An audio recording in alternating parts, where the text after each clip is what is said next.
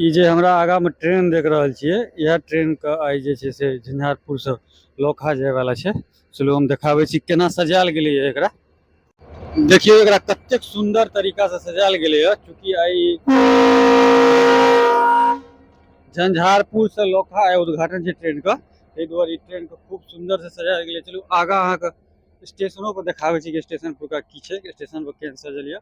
देखियो पूरा ट्रेन सजल छै, ये अखन जा रहल है स्टेशन के तरफ।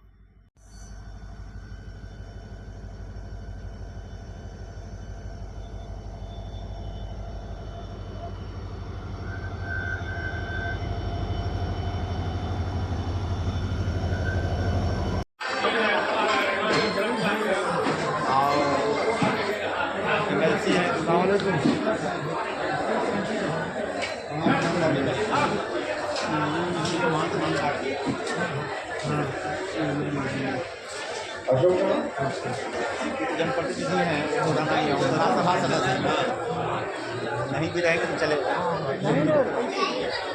वो तो वहाँ रहेगा ही।